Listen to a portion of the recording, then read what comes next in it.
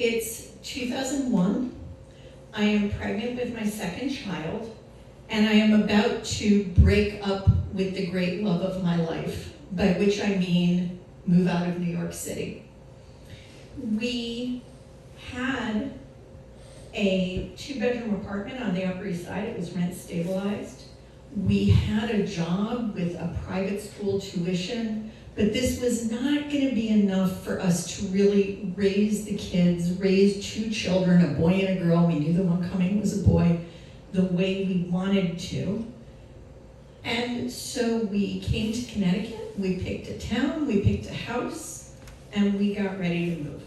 We put everything we owned into boxes and on a truck, and we got in a car with our 3-year-old Emily and 2 goldfish creatively named Goldie and Bubbles, and we headed north. And the thing is, New York, when I left, was not the same New York that it was when I got there. When I got there, it was gritty and crime-ridden and graffiti-strewn, and I loved everything about it. 24 years later, 23 years later, I still have very mixed feelings about where I live in Connecticut. I did not know how much I would miss a walkable city and a place where your Chinese, Japanese, and Thai food come from 3 different restaurants. I did not know how hard it would be to live someplace where seemingly everyone else's family, everyone else either is surrounded by generations of family and they don't really need me, or they are corporate transfers passing through, and just as soon as we make friends, they split. But and I didn't know, by the way, how much I would miss living where people talk at the same speed I do and cross against the lights. But there are wonderful things about where I live too. It is very beautiful. As soon as you get off the main drag, it's these winding roads with farmland and open spaces. The library in the town is like a jewel. It's very safe. We don't have terrible crime and graffiti, and tragedies like that are rare, and when they happen, they are followed by a meal train, typically. And so, although our life by 2012, say, right, it's not exciting, but it is kind of idyllic. We've got these 2 kids. There's Emily, there's Jonah, and our life revolves around school and sports. Emily at this point is in 9th grade, and she is a Girl Scout. I am the Girl Scout leader. I know you wouldn't know it by looking at me, but I was an excellent Girl Scout leader, and we really liked it. And Jonah is in 5th grade, which is the grade that Andrew teaches. And on the weekends, Andrew's always coaching Jonah and his friends in something. It depends on the season, right? Baseball in the spring, and basketball in the winter, and flag football in the fall. And on the weekends, these boys are always in my yard doing some sporty thing. They're throwing balls around and shooting in the driveway, shooting basketballs in the driveway. They're doing all their things. And I have been to a kind of school myself. I've been to yoga teacher training, and I teach yoga on the regular. So this one morning, right, it's Sunday morning, about 8 a.m., I am backing the Prius, of course it's a Prius, I am backing the Prius out of the garage, and I see it. And I slam on the brakes. Overnight, we have been victims of a crime. On my house, and on my trees, and on my deck, and on my garage, there is graffiti. Criminals, vandals, have come onto my property overnight and have spray painted all over the place. It says Joy of Sax, S-A-X, on the house. It says YOLO on the garbage can. There is a smiley face on the tree. And I do what any concerned citizen would do. I call and cancel my yoga class, I wake my husband, and we call the police non-emergency line. About 10 minutes later, a cruiser pulls into the driveway. The kids come down from upstairs. The neighbors come from across the street because this is news. There is a cruiser in my driveway and they want to know what's going on.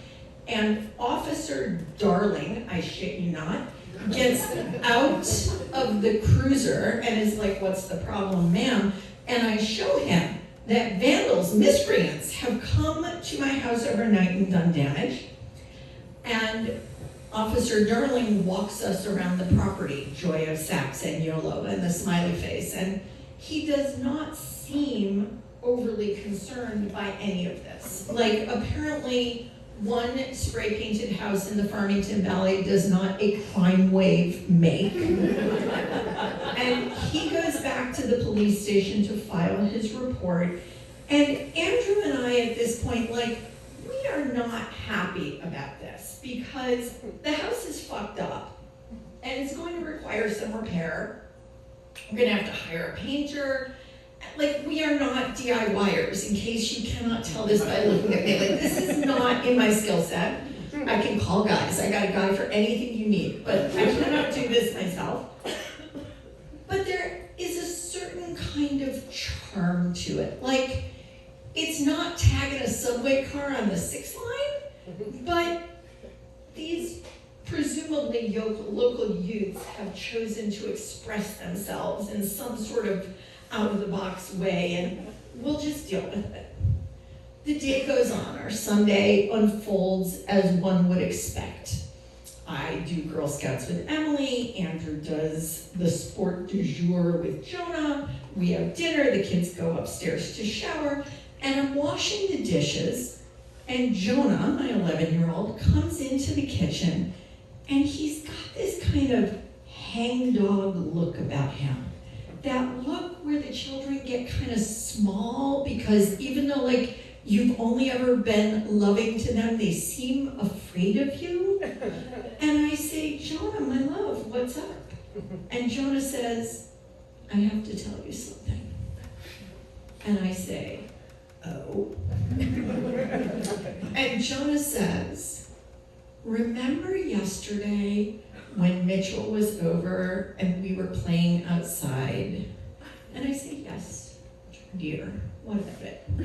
And he says, "We got bored.